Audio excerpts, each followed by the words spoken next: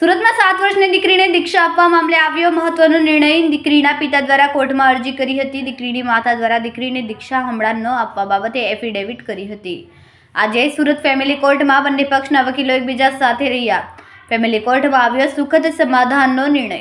દીકરીની દીક્ષા સ્થગિત કરી છે। આજથી પતિ પત્ની હવે સાથે રહેશે અને પતિ હવે આ કેસમાં આગળ લડવા નથી માંગતા। દીકરીના ભવિષ્ય માટે આપ્યો મહત્વનો નિર્ણય।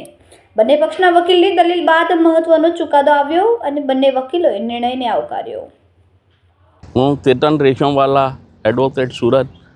છેલ્લા ઘણા દિવસથી જૈન સમાજની એક બાળતીના દીક્ષા સંદર્ભેનો ફેમિલી કોર્ટ રૂબરૂ ચાલી રહેલ કેસ ચર્ચામાં હતો, પરંતુ આજરોજ મારા તરફથી અને બાળતીના પિતાના એડવોકેટ તરફથી બહુ સુખદકારી સમાધાનનો રૂપે નિકાલ કરવામાં આવ્યો છે। સમાધાનનો કરાર આજરોજ નામદાર ફેમિલી કોર્ટ રૂબરૂ રજૂ રાખવામાં આવ્યો।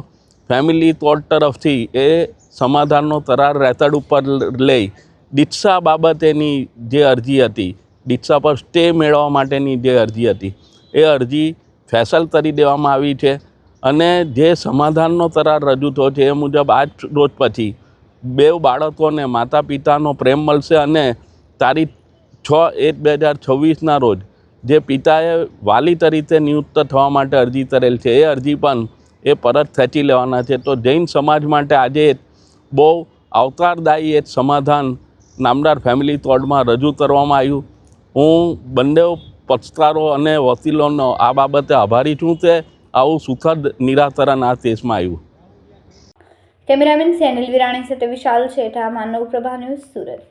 અમારા વિડીયોની નવી અપડેટ મેળવવા માટે સબસ્ક્રાઇબ કરો માનવ પ્રભા ન્યૂઝ ચેનલને, બેલ આઇકન ક્લિક કરો લેટેસ્ટ વિડીયો સૌથી પહેલા મેળવવા માટે।